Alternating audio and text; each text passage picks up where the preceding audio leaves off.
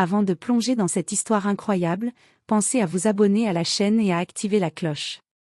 Ici, chaque récit a quelque chose à dire, et vous ne voudrez pas en manquer un seul. Dans une grande entreprise de marketing digital basée à Chicago, le climat est tendu depuis quelques mois. Les tensions raciales et les discriminations, parfois subtiles, se font sentir, malgré les discours officiels sur la diversité et l'inclusion. Amelia Thompson, directrice générale charismatique mais exigeante, règne d'une main de fer sur son équipe. Sa réputation de leader intraitable est connue, mais aussi celle de ses commentaires parfois déplacés. Marcus Johnson, jeune employé talentueux et travailleur, est l'un des rares noirs dans l'entreprise. Il a gravi les échelons avec détermination, mais reste souvent mis à l'écart dans les décisions clés. Ce jour-là, lors d'une réunion importante, Amelia remet en cause la compétence de Marcus devant toute l'équipe. Ce qu'elle ne sait pas, c'est que la réponse de Marcus va bouleverser l'atmosphère du bureau et faire le tour de toute la société. La salle de conférence était baignée par la lumière froide des néons. Une vingtaine de personnes étaient rassemblées autour de la grande table ovale, les regards plus ou moins tendus selon les dossiers à traiter. Amelia se tenait debout, sa posture droite et le regard perçant. Elle balayait la pièce d'un air critique avant de poser son regard sur Marcus, qui prenait des notes, concentré. « Marcus, tu as terminé le rapport pour la campagne Johnson & Co. » demanda Amelia d'une voix sèche. « Oui, Madame Thompson, je l'ai finalisé hier soir, et je l'ai envoyé à toute l'équipe ce matin, » répondit Marcus calmement. Amelia fronça les sourcils et haussa légèrement la voix. « Pourtant, j'ai remarqué plusieurs erreurs dans ton document. Comment expliques-tu ça ?» Un silence gêné s'installa dans la salle. Certains collègues évitaient le regard de Marcus, d'autres le regardaient avec une sorte d'inquiétude mêlée de curiosité. Marcus leva la tête, cherchant Amelia du regard. « Madame Thompson, si vous me permettez, je souhaiterais comprendre quelles erreurs vous avez relevées précisément. J'ai passé beaucoup de temps à vérifier chaque détail. » Amelia croisa les bras, un sourire crispé aux lèvres. « Tu sais très bien que ce n'est pas la première fois que tu fais des erreurs basiques. Peut-être que ta concentration n'est pas au rendez-vous. Tu devrais peut-être envisager de revoir ta méthode de travail. » Un murmure parcourut la salle. Marcus sentit le poids du regard de tous, certains manifestement d'accord, d'autres gênés. Il savait que cette attaque n'était pas uniquement professionnelle. Prenant une profonde inspiration, il se redressa et dit, d'une voix claire et assurée. « Madame Thompson, si je peux me permettre, vos remarques ne tiennent pas compte du fait que j'ai supervisé plusieurs projets avec succès, notamment celui dont vous parlez. Si des erreurs ont pu se glisser, elles ne sont en aucun cas liées à ma capacité ou à mon professionnalisme. Ce que je ressens ici, c'est que mon travail est remis en question non pour des raisons objectives, mais peut-être à cause d'un préjugé inconscient, voire d'un biais, qui ne me donne pas la place que je mérite dans cette équipe. » La salle se figea. Amelia ouvrit la bouche, surprise, puis détourna le regard, visiblement déstabilisée. Marcus poursuivit, avec calme et dignité. « Je suis fier de qui je suis, et je travaille avec la même exigence que tout le monde ici. Ce n'est pas ma couleur de peau qui détermine mes compétences, mais mes actions et mes résultats. Je refuse que des jugements injustes influencent la manière dont je suis perçu ou traité. » Un silence lourd suivit.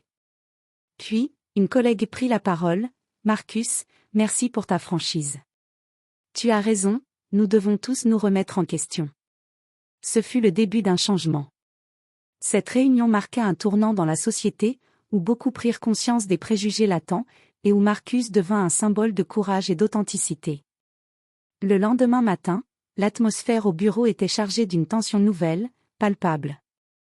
La réunion de la veille avait laissé des traces, et chacun semblait réfléchir à ce qui venait de se passer. Marcus arriva à son bureau, salué par quelques collègues avec un mélange de respect et d'admiration. D'autres, plus réservés, évitaient son regard, comme mal à l'aise face à cette prise de parole inattendue. Dans le bureau d'Amelia, l'ambiance était tout autre. Assise derrière son imposant bureau en verre, elle fixait l'écran de son ordinateur, son esprit tourmenté. La réaction de Marcus l'avait prise de court, et pour la première fois depuis longtemps, elle se sentait déstabilisée. Un message apparut sur son téléphone. C'était un courriel de la direction des ressources humaines, lui demandant un rapport sur la réunion, suite à des plaintes anonymes de membres de l'équipe. Amelia soupira, consciente que la situation lui échappait. Dans les jours qui suivirent, plusieurs employés vinrent voir Marcus pour lui exprimer leur soutien. Parmi eux, Sarah Miller, une responsable marketing, longtemps silencieuse sur les sujets sensibles, lui proposa même d'organiser une réunion informelle pour parler des questions de diversité et d'inclusion. Marcus, tu as ouvert une porte que beaucoup n'osaient pas franchir. Il est temps qu'on parle franchement, lui dit-elle avec un sourire encourageant. Cette initiative gagna rapidement du terrain. Bientôt, un groupe de travail se forma, réunissant divers membres de l'équipe, désireux de créer un environnement de travail plus juste et respectueux. Cependant, tout le monde ne voyait pas les choses de la même manière. Certains cadres, proches d'Amelia, restaient sur la défensive, craignant que cette agitation nuise à la productivité ou à l'image de l'entreprise. Lors d'une réunion confidentielle, Amelia s'entretint avec son conseiller juridique, Mark Daniels. « Tu sais que cette histoire peut prendre des proportions importantes », lui confia-t-elle. « Si Marcus commence à mobiliser les équipes contre moi, je risque de perdre le contrôle. » Mark hocha la tête. « Il faudra gérer ça avec tact, éviter que ça dégénère en conflit ouvert. Peut-être envisager une formation obligatoire sur les biais inconscients ?» Malgré le soutien grandissant, Marcus ressentait une pression croissante. Les regards parfois hostiles, les murmures dans les couloirs, et même quelques emails anonymes chargés d'amertume le mettaient à rude épreuve. Un soir, épuisé, il confia à sa sœur Tania. « Je voulais juste faire mon travail, mais j'ai l'impression d'être devenu un symbole. Ce n'est pas facile. » Tania posa une main réconfortante sur son épaule. « Tu es plus fort que tu ne le crois, Marcus. Ce que tu as fait, c'est important.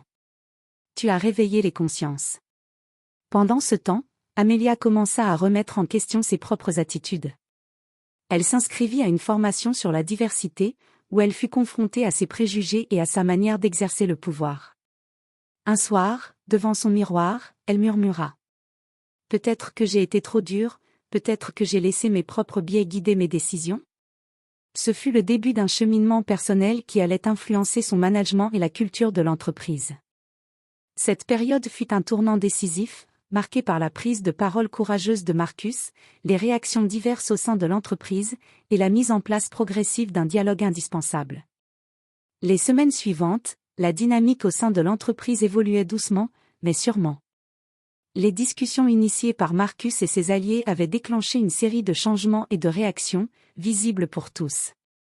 Consciente que la situation échappait à son contrôle, Amelia prit la décision de s'adresser à toute l'équipe lors d'une réunion générale. Elle savait qu'elle devait faire preuve de transparence et d'humilité si elle voulait rétablir la confiance. Le jour dit, la salle de conférence était pleine. Le silence était palpable quand Amelia prit la parole. « Bonjour à tous. Je veux revenir sur ce qui s'est passé il y a quelques semaines, lors de la réunion avec Marcus. » Elle fit une pause, cherchant ses mots. « Je tiens à présenter mes excuses à Marcus, et à toute l'équipe, si mes paroles ont pu blesser ou créer un climat de doute. Je comprends aujourd'hui que j'ai laissé mes préjugés influencer mon jugement, et je m'engage à changer cela. » Un murmure parcourut la salle. Marcus, assis au premier rang, regarda Amelia avec surprise, mais aussi avec une pointe de soulagement. Dans les semaines qui suivirent, l'entreprise lança plusieurs initiatives. Formation sur les biais inconscients pour tous les employés, incluant les cadres dirigeants. Création d'un comité diversité et inclusion, avec Marcus parmi les membres fondateurs. Mise en place d'un système de signalement anonyme des discriminations et harcèlements. Ces mesures furent bien accueillies, même si certains restaient sceptiques. Pour Marcus, cette reconnaissance publique fut un soulagement, mais aussi une responsabilité nouvelle. Il devint un porte-voix pour ses collègues, et un exemple de résilience. Il reçut plusieurs propositions pour intervenir dans des conférences et ateliers, pour parler de son expérience. Un soir, lors d'un événement organisé par une association locale, il déclara devant un public nombreux. « Ce que j'ai vécu ici, c'est le reflet de ce que vivent encore beaucoup de personnes noires dans le monde professionnel. Mais il est possible de changer les choses, à condition d'oser parler, de ne pas rester silencieux. » Parallèlement, Amelia évoluait dans sa façon de diriger. Elle adopta un style plus inclusif, valorisant les talents de chacun, indépendamment de leur origine. Un jour, lors d'une réunion d'équipe, elle s'adressa directement à Marcus. « Marcus, je tiens à te remercier pour ton courage. Tu as contribué à faire de cette entreprise un lieu meilleur. » Marcus sourit, conscient que ce chemin n'était pas encore terminé, mais que la première étape était franchie. Cette période marqua un vrai tournant, où courage, écoute et remise en question permirent de faire naître un changement durable. Malgré les progrès réalisés, le chemin vers un véritable changement restait semé d'embûches. Marcus et Amelia allaient bientôt découvrir que les racines du problème étaient plus profondes qu'ils ne l'avaient imaginé. Quelques semaines après la déclaration publique d'Amelia, Marcus sentit que certaines résistances s'ancraient plus fortement. Plusieurs collègues, notamment dans les services financiers et commerciaux, exprimaient leur mécontentement à voix basse. Lors d'un déjeuner, un groupe de cadres commentait l'évolution récente. « C'est trop rapide », murmura l'un d'eux, Steven, cadre financier. « Cette histoire de diversité devient une obsession. Ce n'est pas ça qui fait tourner l'entreprise. » Marcus, assis à une autre table, entendit ces mots, et sentit une bouffée d'amertume. Au fil des jours, Marcus se retrouva pris dans un rôle qu'il n'avait jamais demandé, celui de représentant de toute une communauté. Les attentes pesaient lourd, et il devait jongler entre son travail quotidien, ses engagements pour le comité diversité, et sa vie personnelle. Un soir, au téléphone avec sa sœur Tania, il confia son épuisement. « Parfois, j'ai l'impression d'être partout et de nulle part à la fois. Je veux juste faire mon boulot sans être toujours sous le regard des autres, comme si je portais un drapeau. » Tania répondit avec douceur. « Ce rôle est difficile, mais tu n'es pas seule. N'oublie pas de prendre soin de toi. » Un jour, Amelia convoqua Marcus dans son bureau. « Marcus, commença-t-elle, j'ai besoin de ton aide sur un dossier délicat. Nous avons un projet à présenter à un client important, et je veux que tu en sois le lead. » Marcus sentit une fierté mêlée de stress. « C'est une opportunité, pensa-t-il. Mais aussi un défi. » Le projet demandait des heures supplémentaires, des négociations tendues, et une forte pression pour réussir. Lors d'une réunion avec le client, un des membres de l'équipe, un jeune commercial nommé Jake, fit un commentaire déplacé sur la manière dont Marcus devait gérer la présentation. « Tu sais, Marcus, parfois je me demande si tu es vraiment à ta place dans ce genre de rôle. Peut-être que tu devrais laisser ça à quelqu'un avec plus d'expérience, plus de familiarité avec ce milieu. » Le regard de Marcus se durcit. Il prit une profonde inspiration et répondit calmement, mais fermement. « Jake, je suis ici pour défendre ce projet avec professionnalisme, comme tout le monde. Si tu as un doute sur mes compétences, je t'invite à le discuter en privé, mais je ne tolérerai pas ce genre de remarques en public. » La salle se tut. Amelia, présente, hocha la tête avec approbation. Ce moment fut un tournant. Plusieurs collègues se rapprochèrent de Marcus, exprimant leur soutien et leur respect. Le comité diversité organisa un atelier sur la communication respectueuse et la gestion des conflits, pour prévenir ce type d'incident. Marcus comprit que, malgré les obstacles, il n'était plus seul dans ce combat. Malgré les progrès réalisés, le chemin vers un véritable changement restait semé d'embûches. Marcus et Amelia allaient bientôt découvrir que les racines du problème étaient plus profondes qu'ils ne l'avaient imaginé. Quelques semaines après la déclaration publique d'Amelia, Marcus sentit que certaines résistances s'ancraient plus fortement.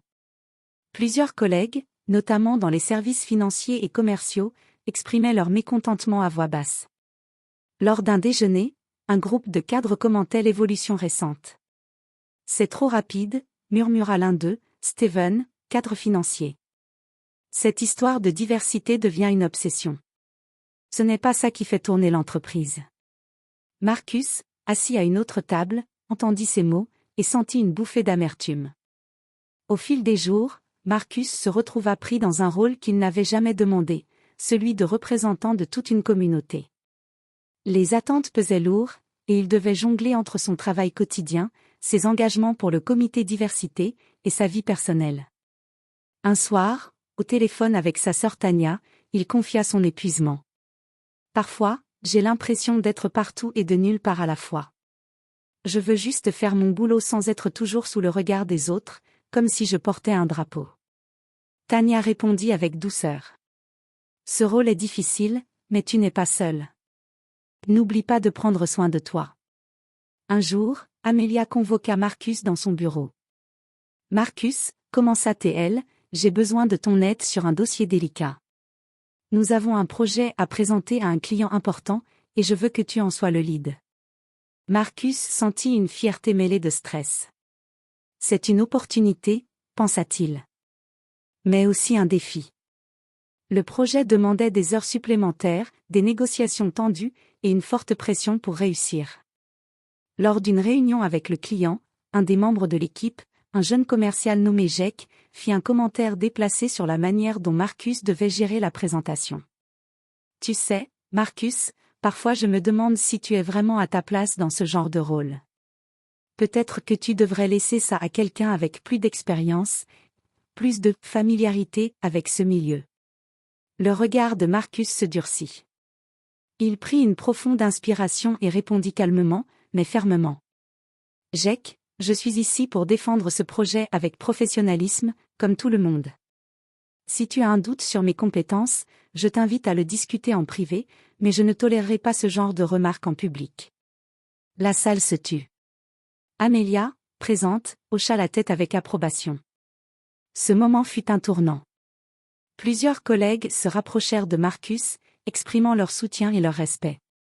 Le comité diversité organisa un atelier sur la communication respectueuse et la gestion des conflits, pour prévenir ce type d'incident. Marcus comprit que, malgré les obstacles, il n'était plus seul dans ce combat. Les mois qui suivirent furent riches en défis, mais aussi en succès pour Marcus. Son engagement et son talent commencèrent à être reconnus bien au-delà de l'entreprise, mais le poids des attentes et les blessures du passé ressurgissaient parfois avec force. Grâce à son travail sur le projet important, Marcus gagna le respect des clients et de ses collègues. La présentation fut un succès, et Amelia n'hésita pas à le mettre en avant lors des réunions avec la direction.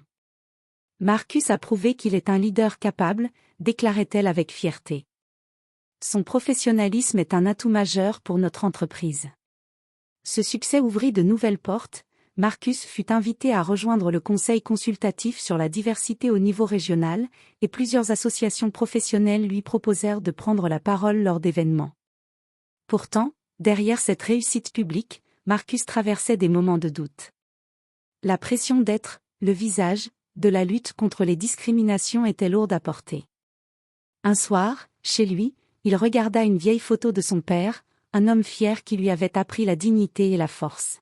« Est-ce que je suis à la hauteur ?» murmura Marcus à voix basse. Sa sœur Tania, toujours attentive, le sentit préoccupé.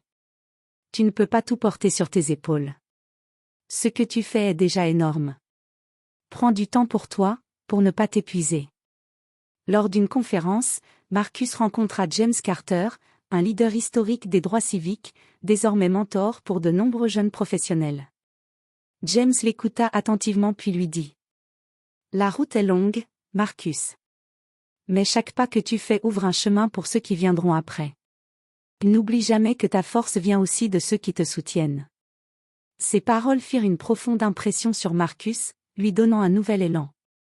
Malgré les soutiens, Marcus devait aussi faire face aux critiques, parfois virulentes sur les réseaux sociaux, où certains remettaient en cause sa légitimité ou attaquaient son parcours. Un matin, il lut un commentaire particulièrement dur.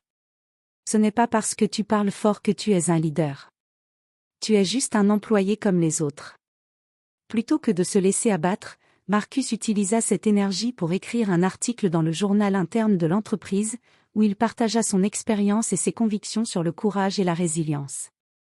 Malgré tout, Marcus s'efforçait de garder un équilibre entre sa vie professionnelle intense et ses relations personnelles. Les dîners avec Tania, les appels réguliers à ses parents, et les sorties avec ses amis étaient autant de moments précieux. Un samedi soir, autour d'un barbecue, Marcus sourit en entendant les rires autour de lui. « Oui, le chemin est long, pensa-t-il, mais je ne suis pas seul. » L'entreprise n'était plus la même. Les efforts pour changer la culture interne avaient porté leurs fruits, mais des tensions latentes continuaient de poindre, prêtes à exploser. Un matin, lors d'une nouvelle réunion stratégique, un échange vif éclata entre Marcus et un cadre influent, Greg Harrison, réputé pour ses positions conservatrices et son refus de reconnaître les problèmes liés au racisme systémique.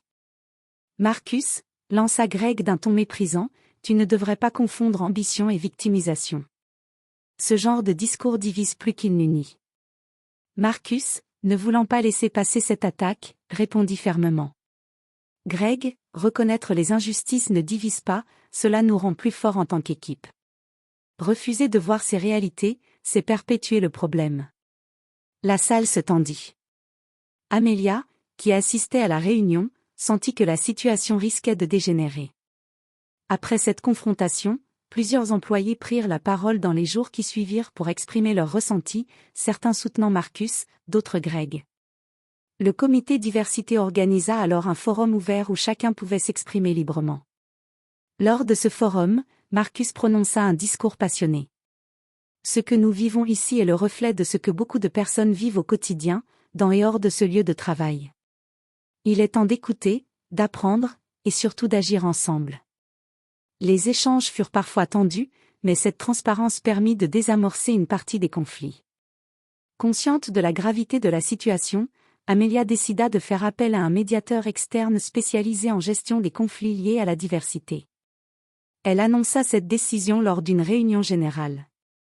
Nous ne pouvons avancer qu'en nous confrontant à nos difficultés avec honnêteté. Ce médiateur nous aidera à bâtir un environnement de travail où chacun se sent respecté et valorisé. Cette annonce fut accueillie avec un mélange d'espoir et de scepticisme. Face à la pression croissante, Marcus trouva refuge dans ses proches. Lors d'une soirée tranquille, sa sœur Tania lui dit : « Tu as fait un travail incroyable, Marcus. Mais n'oublie pas que ta santé mentale est aussi importante.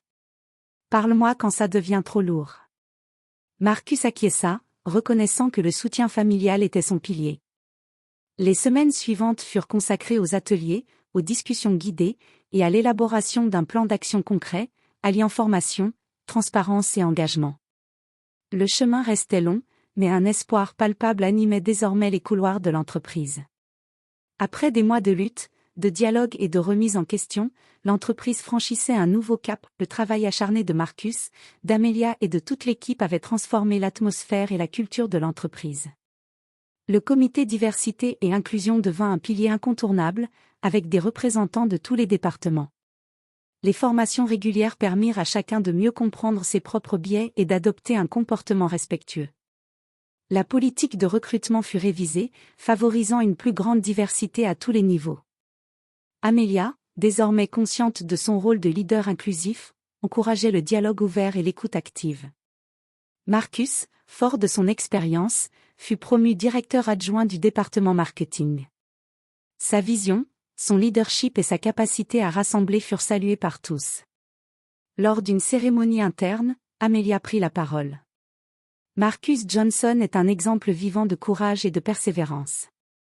Son combat a changé cette entreprise et inspiré chacun d'entre nous. Félicitations pour ta promotion bien méritée. Une ovation accompagna ces mots. Marcus ne s'arrêta pas là. Il continua son engagement dans la communauté, organisant des ateliers et mentorats pour jeunes professionnels issus de milieux diversifiés. Un soir, lors d'un discours à une école locale, il déclara : « Ce que nous avons accompli ici est possible partout. Il suffit d'avoir le courage de parler, la volonté d'écouter, et la force d'agir. » Le parcours d'Amelia et Marcus avait transformé leur relation, passant de la confrontation à la collaboration respectueuse. Un après-midi, alors qu'ils discutaient d'un nouveau projet, Amelia confia : « Marcus, merci de m'avoir ouvert les yeux.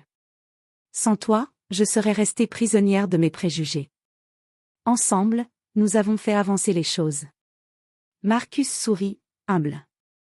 Le vrai changement commence quand on accepte d'apprendre, même quand c'est difficile. Quelques années plus tard, l'entreprise était reconnue comme un modèle en matière de diversité et d'inclusion. Marcus et Amelia, chacun à leur manière, avaient contribué à bâtir un environnement où chacun pouvait s'épanouir. Dans un entretien, Marcus résuma ainsi leur parcours. « Ce que nous avons vécu n'est pas seulement une histoire d'entreprise. C'est une leçon d'humanité. La justice, le respect et la dignité doivent être au cœur de nos actions, chaque jour. Leur combat résonnait bien au-delà des murs du bureau, inspirant d'autres à poursuivre cette quête essentielle.